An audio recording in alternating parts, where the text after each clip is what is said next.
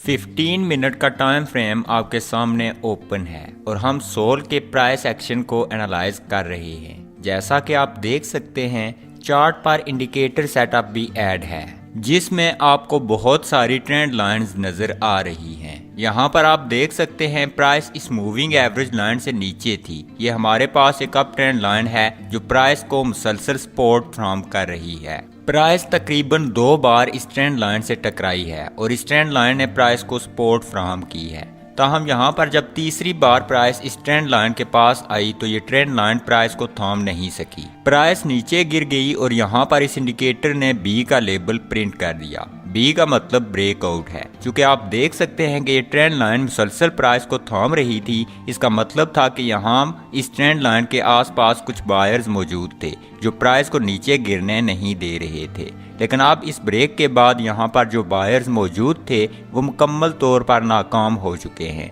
Price moving average line से नीचे है जो कि पहले ही एक डाउन ट्रेंड की निशानदेही कर रही है। उसके बाद ये बी का लेबल एक कंफर्मेशन है कि प्राइस डाउन साइड की तरफ ब्रेकआउट ले चुकी है। तो इस तमाम सूरत हाल को देखते हुए हम यहाँ पर इस ब्रेक डाउन के बाद एक शॉर्ट पोजीशन ओपन कर सकते हैं। हमारा स्टॉप लॉस इस मूविंग एवरेज लाइन और इस वाइट डाउन ट्रेंड लाइन से ऊपर आएगा। टेक प्रॉफिट टारगेट हम रिस्क की गई अमाउंट के 2 गुना सेट कर देंगे। जैसा कि आप देख सकते हैं इस ब्रेक डाउन के बाद प्राइस ने बड़ी तेजी के साथ नीचे मूव लिया और हमारा टेक प्रॉफिट टारगेट हिट हो गया। अब इस लॉन्ग ट्रेड की मिसाल को देखें। प्राइस इस मूविंग एवरेज लाइन से ऊपर है जो कि मार्केट में बायर्स की डोमिनेंस की निशानदेही करती है। यहाँ पर हमारे पास एक डाउन ट्रेंड लाइन है जो प्राइस को मुसलसल नीचे की तरफ धकेल रही है। ताहम यहाँ पर जब प्राइस इस मूविंग एवरेज लाइन के पास गई तो हमारे पास एक लॉन्ग विक कैंडल बनी जिसके बाद अगली कैंडल काफी बुलिश थी। उसके बाद प्राइस दोबारा ट्रेंड लाइन की तरफ बढ़ी। यहाँ पर इस ट्रेंड लाइन को ब्रेक कर दिया और साथ ही इस इंडिकेटर ने बी का लेबल प्रिंट कर दिया। अब प्राइस मूविंग एवरेज लाइन से ऊपर है, डाउन ट्रेंड लाइन भी ब्रेक हो चुकी है और साथ ही साथ बी यानी ब्रेकआउट का लेबल भी प्रिंट हो चुका है। तो हम इन तमाम कंडीशंस को देखते हुए आसानी के साथ एक लॉन्ग पोजीशन में एंटर हो सकते हैं। स्टॉप लॉस हमने मूविंग एवरेज लाइन से नीचे सेट करना है और टेक प्रॉफिट टारगेट हमने रिस्क की गई अमाउंट के 2 गुना सेट कर देना है। आप देख सकते हैं ब्रेकआउट के बाद प्राइस बड़ी तेजी के साथ हमारे टेक प्रॉफिट टारगेट की तरफ बढ़ी और हमारा टेक प्रॉफिट टारगेट हिट हो गया। अगर आप एक बिगिनर ट्रेडर हैं या चाहे आप प्रोफेशनल ट्रेडर हैं, आप ट्रेडिंग में ट्रेंड लाइंस का इस्तेमाल ज़रूर करते होंगे। ये इंडिकेटर आपके ट्रेडिंग प्रोसेस को सिंपल बनाने और बेहतरीन ट्रेड एंट्रीज देने में आपकी हेल्प करेगा। तो अगर आप इस मुकम्मल सेटअप को सीखना चाहते हैं तो वीडियो को लाइक कर दें, चैनल को सब्सक्राइब कर दें और एंड तक वीडियो को मुकम्मल देखें।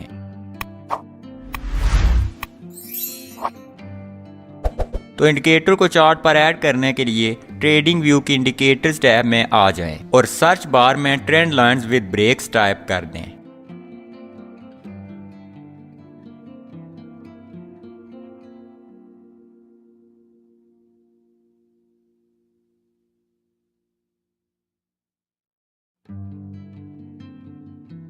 टाइप करने के बाद आपके सामने ये इंडिकेटर आ जाएगा। इसे सिंपली सिलेक्ट करके अपने चार्ट पर ऐड कर दें। ऐड करने के बाद इसकी सेटिंग्स को ओपन कर लें और यहाँ से अपर ट्रेंड लाइन और लोअर ट्रेंड लाइन के कलर्स को अपनी मर्जी से तब्दील कर लें। मुझे ये कलर्स बेहतर लगे हैं इसलिए मैं इन कलर्स को सिलेक्ट कर रहा हूँ। आप अपनी मर्जी से इनकी सेटिंग कर सकते हैं।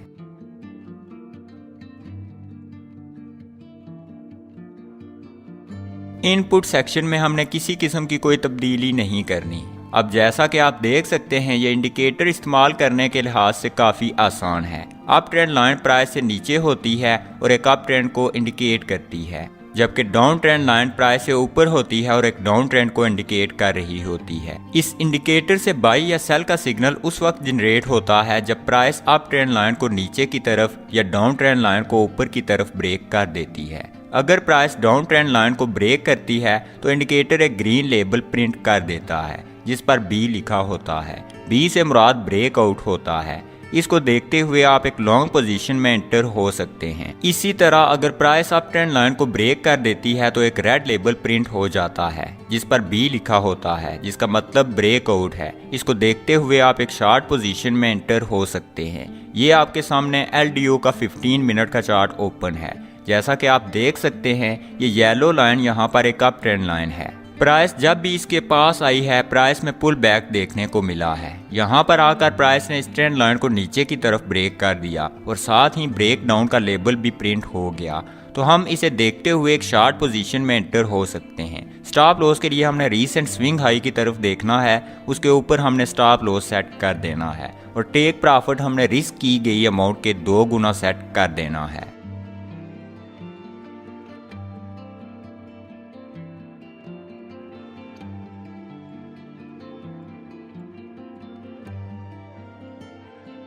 यहाँ पर हमारे पास एक लॉन्ग का सिग्नल है। ये हमारे पास एक डाउन ट्रेंड लाइन चली आ रही थी जिसको यहाँ पर प्राइस ने ब्रेक कर दिया और साथ ही ब्रेकआउट का लेबल भी प्रिंट हो गया। इस तरह यहाँ पर हम स्टॉप लॉस को इस स्विंग लो से नीचे सेट करते हुए एक लॉन्ग पोजीशन में एंटर हो सकते हैं। टेक प्रॉफिट टारगेट रिस्क की गई अमाउंट के 2 गुना होगा। अब यहाँ तक भी ये स्ट्रेटजी बेहतरीन है, लेकिन इसको हम एक और इंडिकेटर ऐड करके मजीद इम्प्रूव कर सकते हैं। मिसाल के तौर पर अगर हम यहाँ पर कोई ट्रेंड इंडिकेटर अप्लाई कर दें जो हमें बता सके कि इस वक्त मार्केट में कौन सा ट्रेंड है, तो इसको देखते हुए हम आसानी से उन ब्रेकआउट्स को आइडेंटिफाई कर सकते हैं जो ट्रेंड की डायरेक्शन में हो रहे हों।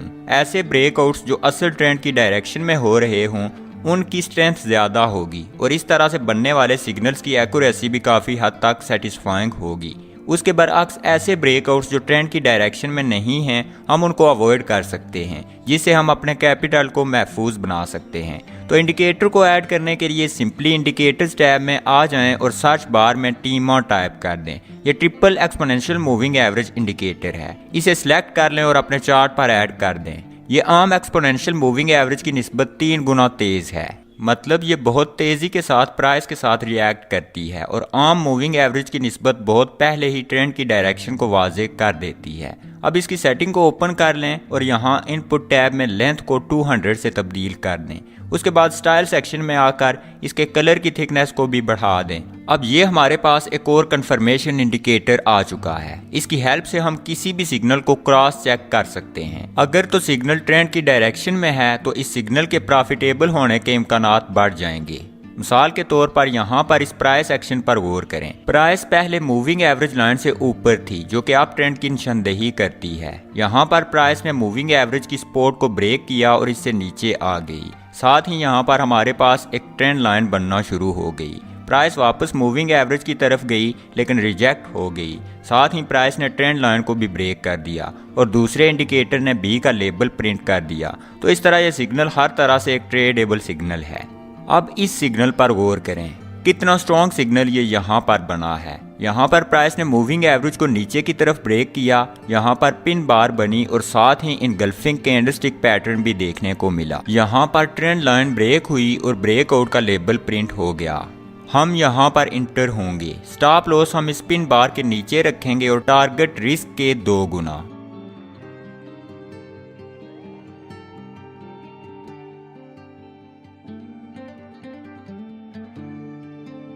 अब यहाँ पर प्राइस एक और डाउन ट्रेंड लाइन की जद में आ गई जिसने दोबारा प्राइस को मूविंग एवरेज से नीचे धकेल दिया। अब यहाँ पर ट्रेंड लाइन की रेजिस्टेंस मूविंग एवरेज की रेजिस्टेंस एक जगह पर आ गई। यहाँ पर दोबारा इनगल्फिंग पैटर्न देखने को मिला जिसके बाद प्राइस ने पैराबोलिक मूव लिया, वो भी हमारी ट्रेड की डायरेक्शन में। उम्मीद है आपको सेटअप सही से समझ में आ गया होगा। आप इसको बैक टेस्ट करें, इसकी एक्यूरेसी को चेक करें और इसके मुताबिक पोजीशन साइजिंग और रिस्क रिवार्ड डिसाइड करें। अगर कोई क्वेश्चन हो तो कमेंट कर दें, वीडियो पसंद आए तो लाइक कर दें और चैनल को सब्सक्राइब कर दें। नेक्स्ट टाइम तक खुदा हाफिज।